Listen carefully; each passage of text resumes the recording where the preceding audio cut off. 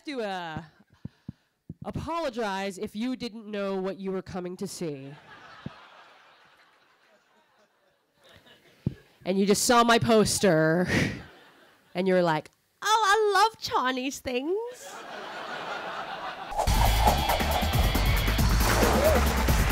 It's about expressing a progressive point of view, but it's also about helping people to feel permission to be themselves. You know, that's what my work is all about, and I think that's what somebody like Bill Hicks was all about, is that you let people feel good about what they feel, and that's really powerful. I know this is kind of mean, but I just don't want any more flyers. So now I just pretend that I can't speak English. Oh no, I don't know.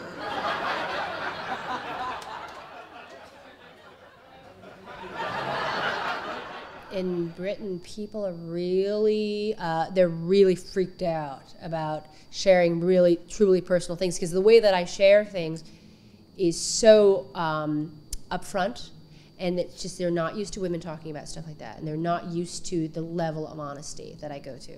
So that, in a sense, I think is part of the revolution. Like, they're like, what?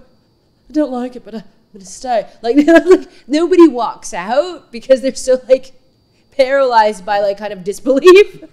So that's good. You know, I mean, there's been such a great response to what I'm doing here, and I think it's just because they're just not used to it, the level of kind of intensity. Because no matter how much you love the Lord, you will never love the Lord as much as you love cock.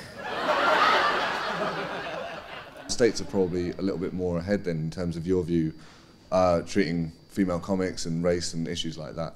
Yeah, just because it's a bigger, I mean, it's inevitable because it's a bigger country. So you have more of a diverse voice in terms of race and talking about cultural issues.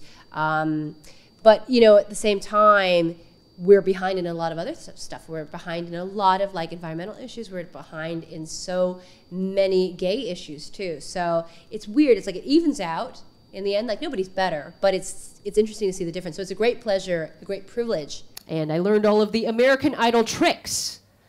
Like one of them, now, before I go on, I have to drink olive oil. I have to drink olive oil. And it's making me shoot extra virgin olive oil in a fine mist. It's such a solitary career because when you do stand-up comedy, you're really touring on your own and being on your own for most of it. And so it's a real pleasure to be able to see other people and to hang out and to see other people's shows and just to have this community of really fantastic artists and people from all over the world too. Just want to be a gay man and get on Grindr. Grindr, I love Grindr. Grindr, if you don't know Grindr, it's like a GPS for cock. As if it was difficult for gay men to find cock. Now there's an app for that.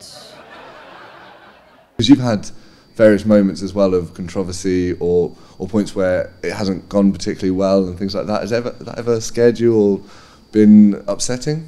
Of course. I mean, because it's this very sensitive art form, you know, and comedians are, I think, overly sensitive people, and I'm totally that, you know. Got really high, and then he texted me. He's like, oh my God, I just got so stoned, and I saw my first fussy. And I think he meant to write pussy. I want to spend time here. I mean, I feel like this is a place that really appreciates comedy. I think it's a place that really loves the fact that people come here. You know, when we come here and spend time and we want to like understand, it's like I want to come here and understand what's going on. I mean, obviously there's a great comedy tradition. Obviously, I'm a big fan of so many comedians who are from here, and so I want to be part of that.